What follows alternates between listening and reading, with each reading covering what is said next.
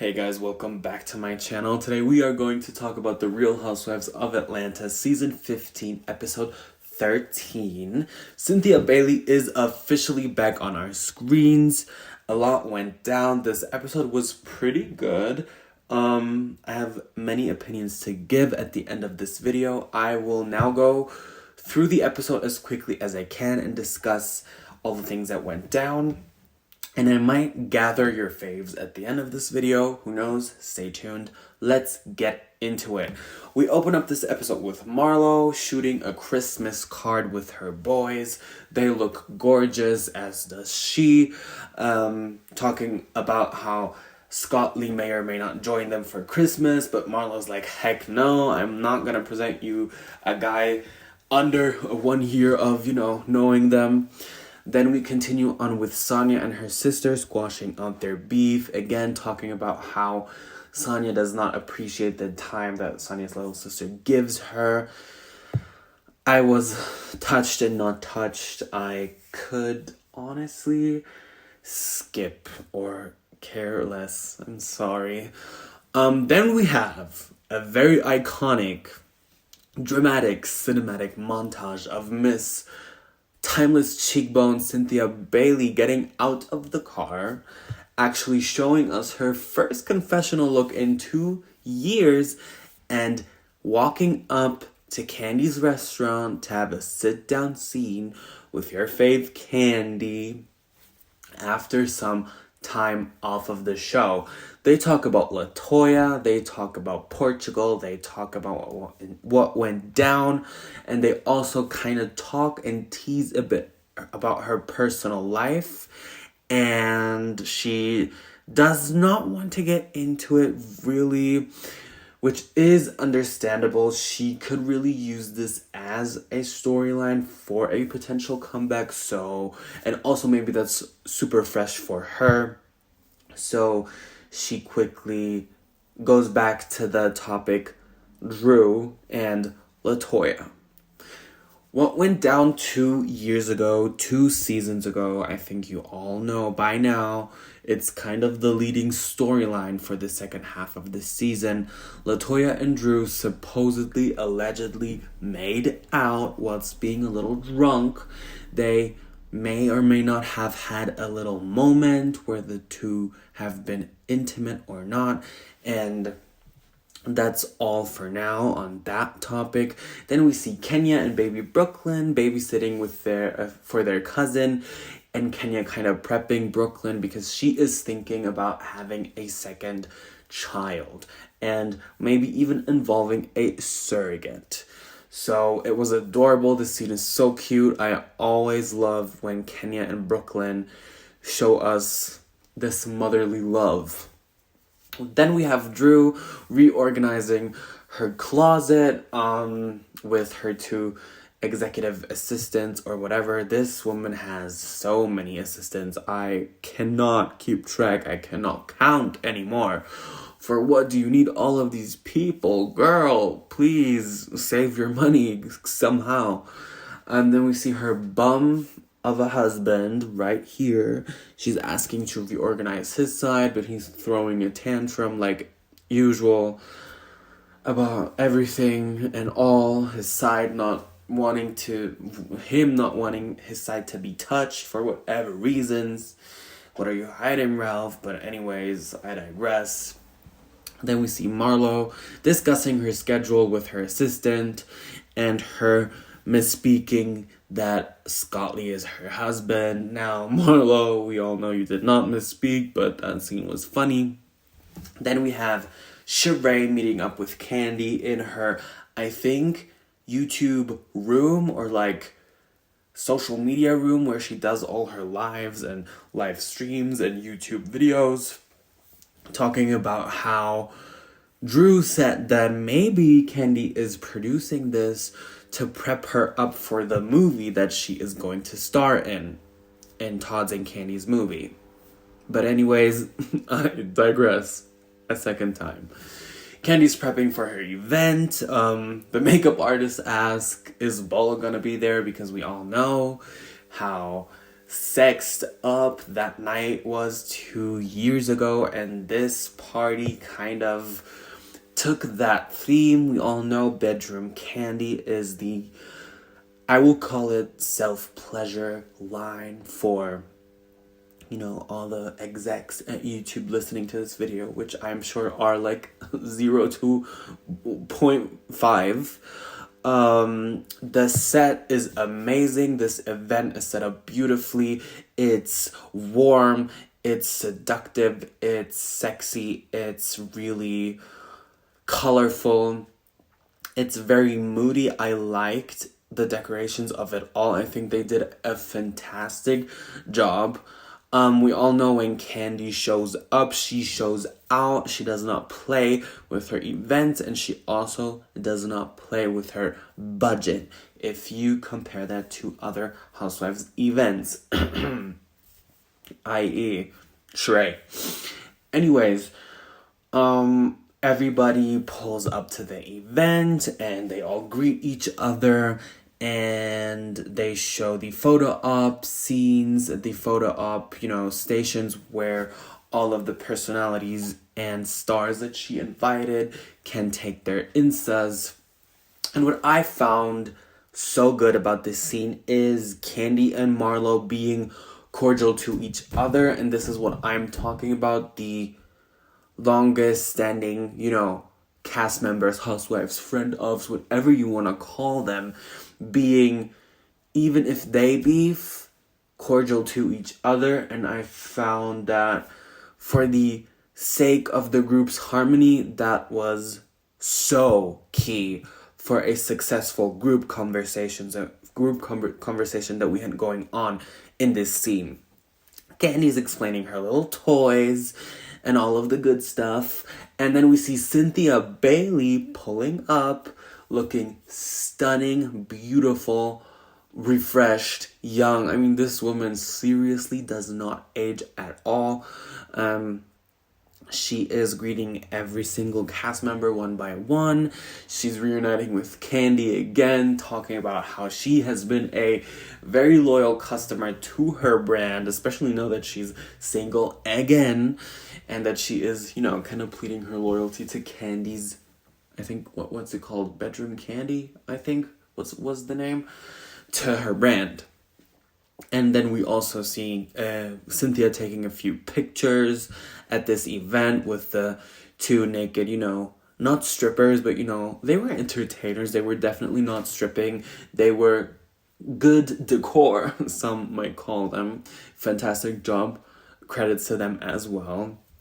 We see also Cynthia hugging Kenya, Marlo, and that was just a shift in energy needed so much and for this season in general, because it felt like a piece of home was brought onto the scenes. Now let's not all play around the bush and pretend that Cynthia is, the messiest or the most maybe interesting, but she is and was and forever will be, to me, the balance and the positivity and the anchor to and for all the women. We get to know that Cynthia and Kenya had a falling out after the Real Housewives Ultimate Girls Trip Season 1, where Cynthia and Kenya did not really click together, and, Kenya shaded Cynthia, and Cynthia did not really turn it up to Kenya's standards, but now everything seems to be all good, and I'm really happy for them because they are truly, in my eyes, good friends. Then we see Drew pull up as, I think, one of the last cast members to the party and greet Cynthia as well. We all know, I think Cynthia brought Drew on the show, if I'm not mistaken. And then we see Drew's husband, which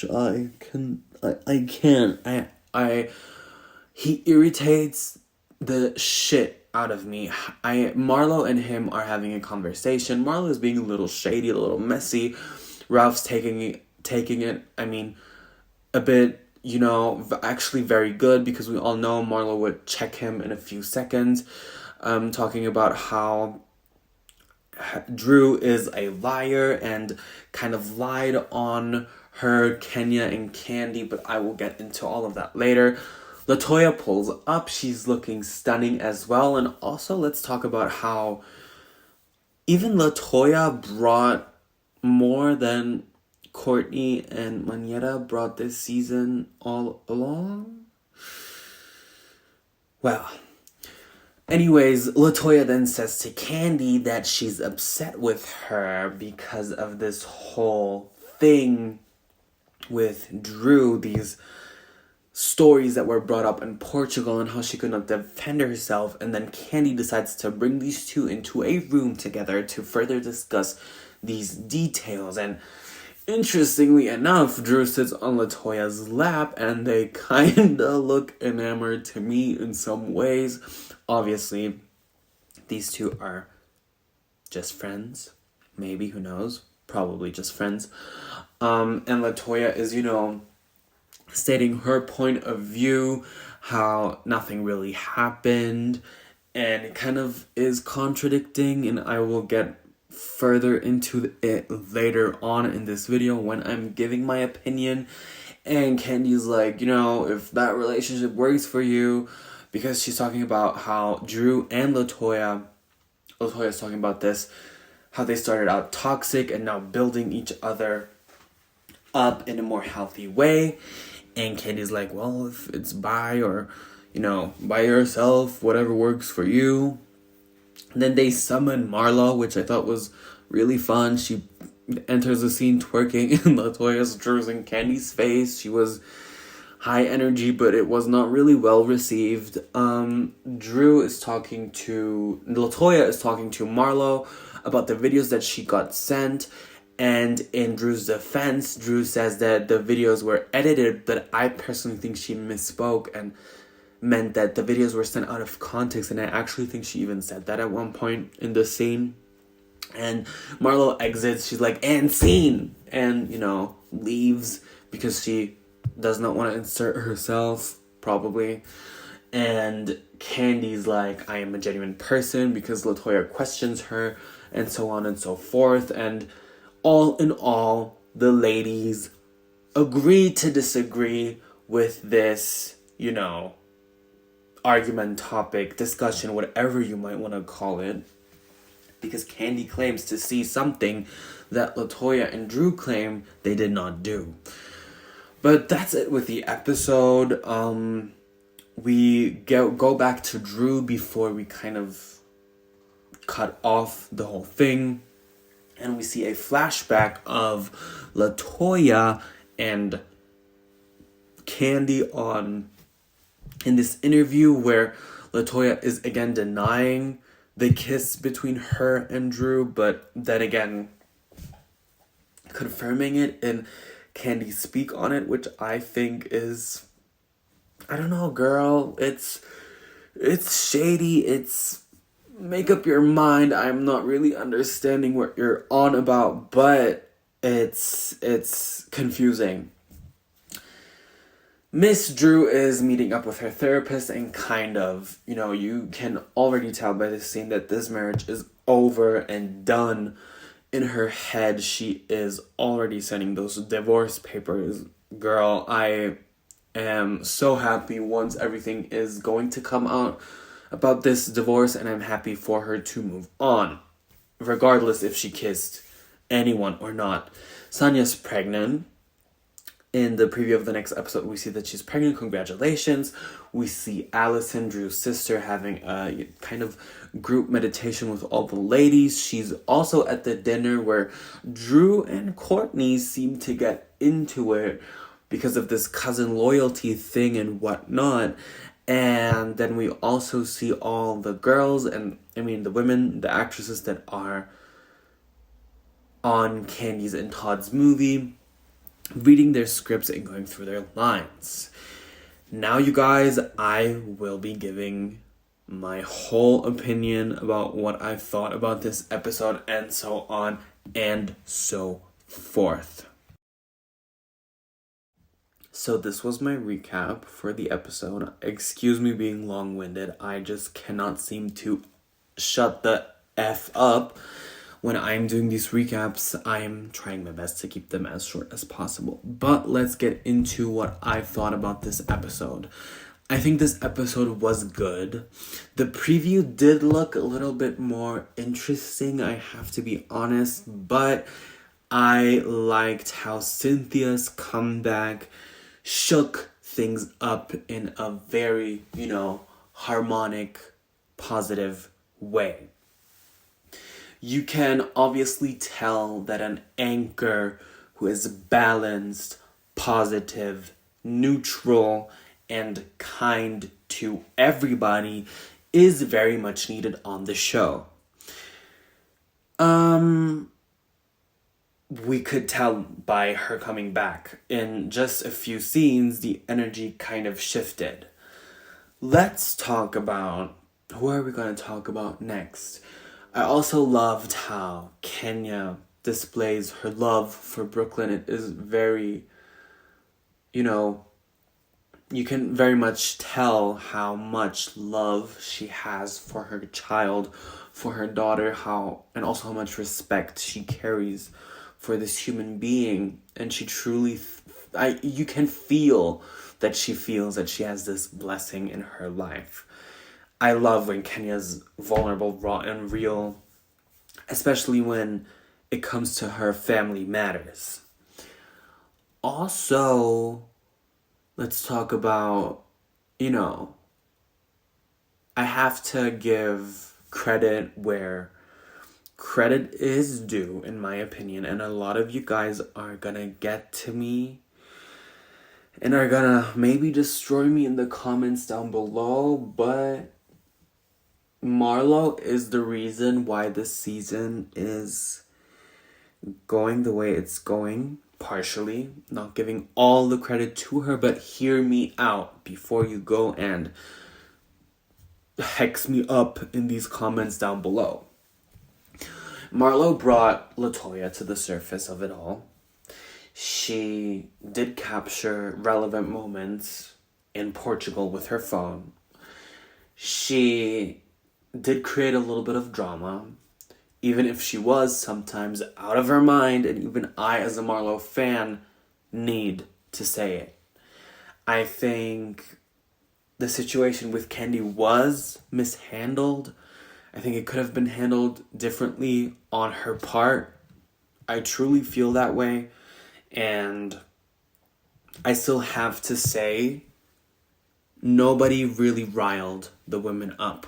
We wouldn't have that much action except for maybe Drew's divorce. That would have happened in the last 2 episodes, and that would have been it. But by Marlo actually clocking in to work and provoking the women in a way where, content gets created for the show, I think this season just got a lot more fruitful. Let's talk about Drew.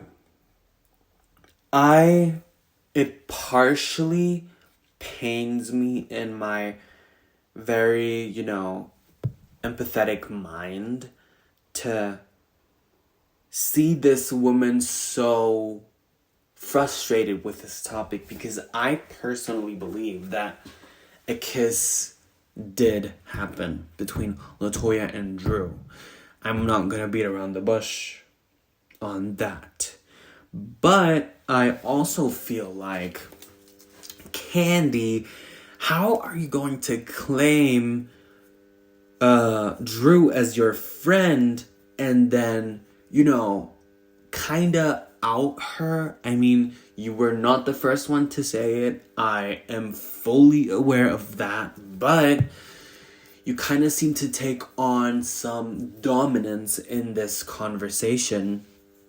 And it just seems as if nobody's really on Drew's side, but Drew is on her own side. And then there's the side of the truth, which Candy is on, and which also Kenya and Marlo are on.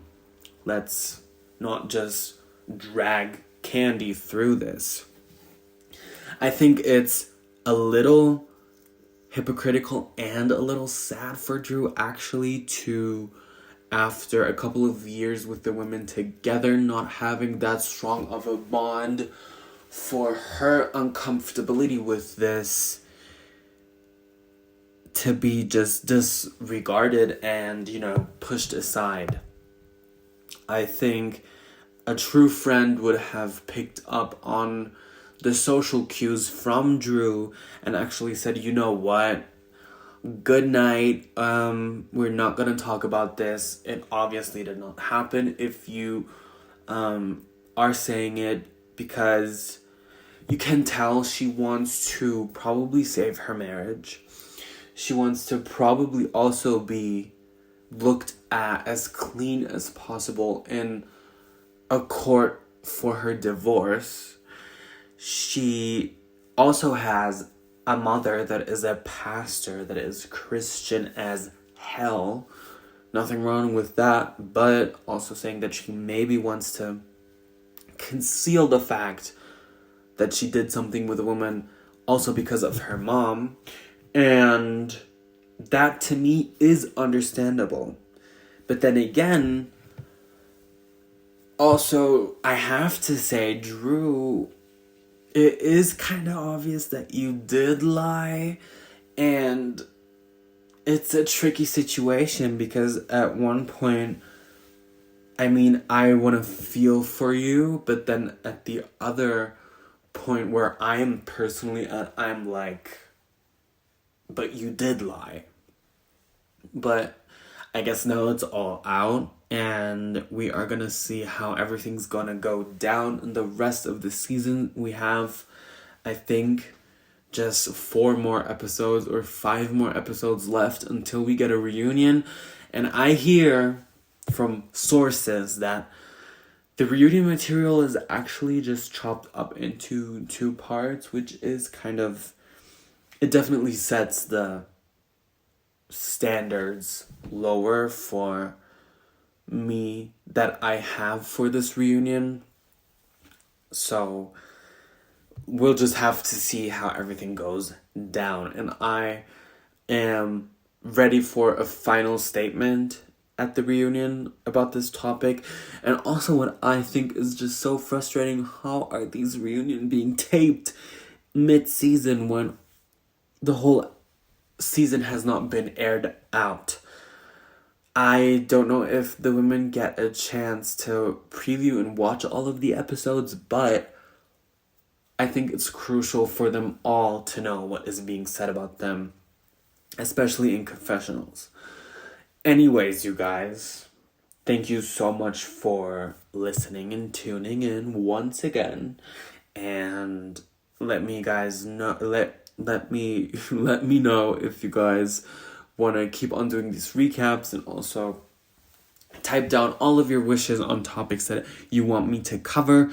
And excuse my sleepiness, it's 1 a.m. where I live, and I'm trying to pull through for this video, so excuse me if I did sound a bit sleepy and on edge. But that's all from me today. Like, comment, and subscribe. Thank you guys so much for your engagement, and I'll see you guys later. Bye.